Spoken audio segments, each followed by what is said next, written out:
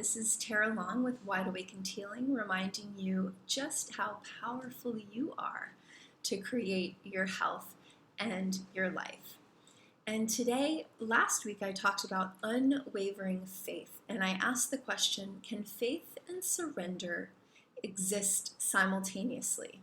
And the answer is yes, of course. It is one of the paradoxes of life that at first glance may not seem like they go together, but they do.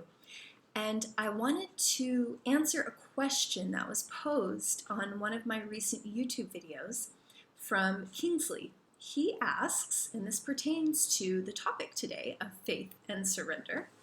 He asks, I would love to hear an example of how surrendering to the moment can move you along more effectively compared to concerted effort. Sorry, I'm looking down at a piece of paper reading that question.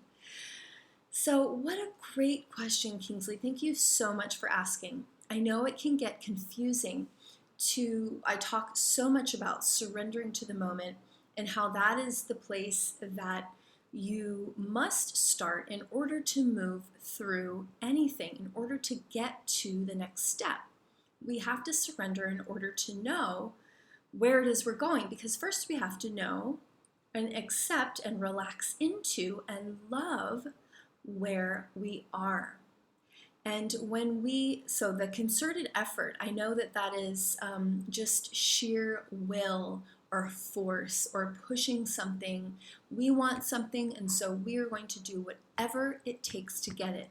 And that's a great mentality. I think that, that if something doesn't work out the way that you would like it to, you just keep going, of course, reevaluating and making sure it's still serving your highest good. But when we push and when we force, it's actually a very masculine way of looking at things, which is not bad and sometimes is necessary.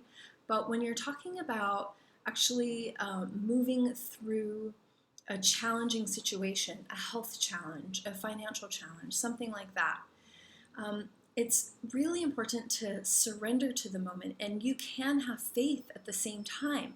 Faith is just knowing that whatever it is that you desire, what it is you want, what it is you believe in, will transpire. It will happen, but not being attached to how it happens, not being attached necessarily to the outcome of what it looks like, because you may put something out into the universe. I want to make X amount of dollars by this date. I want my body to be healthy totally by this date, and those are great goals to have.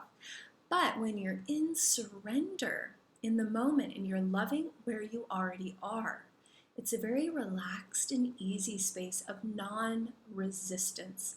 And only in this space of non-resistance can you actually see the opportunities that arise around you that are going to help you reach whatever goal that is. Right? And in the end, we're not even concerned with the goal, with the money or the healthy body. We really just want the feeling. So when we're in non-resistance, we're able to have whatever feeling it is, the good feeling that we want, we're able to have that even right away. And if we stay in the non-resistance, in the place of peacefulness, and we imagine whatever we can, or we do whatever we can to have the feeling that we want right now, that core desired feeling, then we're able to see the opportunities when they come to move us closer to that goal or that feeling. So having faith is knowing that it's going to happen, but also being open to how it's going to happen, not attached to the outcome. Okay, so that is how surrendering in the moment can move you forward versus concerted effort. And it's important to take the action steps and take the effort when it arises, right? So you're taking action steps every day, but you're doing it for your highest, right? And when you're in that place of surrender, of loving what is, you're able to see what is in your best interest, in your highest good and the good of others, versus just plowing forward, no matter what the consequences, no matter if it's good for you or anybody else, right? That is the difference. So I hope that this was helpful for you today. I want to give you a quick example of an area where this, because Kingsley wanted an example, so I want to give you a personal experience that I have had. I use the surrendering in the moment and faith every single day. And sometimes I forget. I'm like, oh yeah, I just need to surrender. And I do it, and immediately everything shifts. So I want to give you an example of when this happened for me recently, a few months ago. And I think I even wrote about it in one of my blogs, but I woke up just feeling really sad. And there was no particular reason. I just woke up feeling sad. I just had a heavy heart. And I don't know if it was some cosmic energy or something, but I was feeling it. And instead of saying, you know what, I don't want to feel sad, I'm going to put on some happy music, and I'm going to go for a walk, and I'm going to get myself out of this funk, which isn't a bad thing to do necessarily, right? Sometimes we do just need to shift that. But instead of doing that, instead of wishing it were different or trying to get to the opposite of what I was, instead of being sad to be happy, I made a cup of tea and I sat down on my couch looking out at the ocean, and I just said, I surrendered to it. I said, sadness, thank you. I'm grateful for whatever it is you are here to show me today. And come on in. I asked the sadness to join me for a cup of tea. And so we were sad for a moment. We had that heaviness. We had that sadness in us, and I fully embraced it. Fully embraced it, and I loved it for being there. And within maybe 5 minutes, it just transmuted. It dissolved. It wasn't there anymore. There was no more heaviness or sadness because there was no more power in it anymore. It needed to be there for the time it was there, and then it was gone. And I'm not saying that every time you have an emotion like sadness or anger or frustration will, just lift that quickly, but absolutely when you surrender to it, it can. And it just reminds you that you're the observer of the sadness. You are not the sadness, right? You're inviting the sadness, which is your experience in the moment. You're inviting it in. It's not who you are. You're saying, come on in. What can I do for you? Thank you for being here.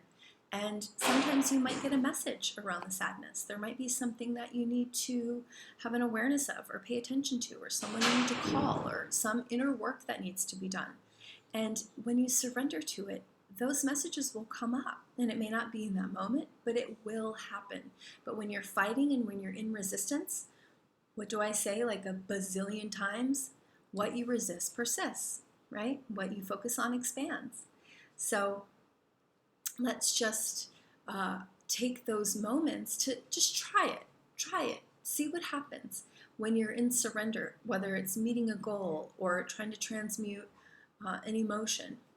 That's really the feminine way, right? It's connecting to the heart. So again, I hope this was helpful for you. Please leave a comment and let me know what you think about faith and surrender, and that surrender versus that concerted effort. What is your experience in that? And try the surrender thing when you have an emotion that you wish weren't there, and see what happens, and let me know. And please leave a comment, and also do share this video with anybody that you think would benefit from it. Okay, I hope you're having an amazing day, and I will see you next time. Aloha. Hi there. Have you made some amazing, wonderful plans for 2016 and want to stay on track with them, whether it is wanting to heal a chronic health challenge, or whether it's wanting to heal a relationship or love yourself more or get to a certain financial abundance, whatever it is that your goals are? I know that the program that I created will help you get there and keep you accountable. It is a step-by-step, very organized system that will help you to heal on many, many levels. So wherever it is that you're out of balance in your life, this program will help you to see that and balance everything out, whether it's your body, your emotions, your thoughts, your spirit. It all works together. So we peel like a layer of an onion. We keep peeling back and seeing where the healing needs to take place. So if you are ready to commit to yourself and commit to changing your life, I promise you that I can recommend the Heal Yourself Now Masterclass for you. I'm going to give a link in this video, you can go ahead and put in your browser and have a look. And I hope to see you inside the Heal Yourself Now Masterclass. It is absolutely the best thing I've ever done, and I can't wait to share it with you. Okay, thank you so much. Aloha.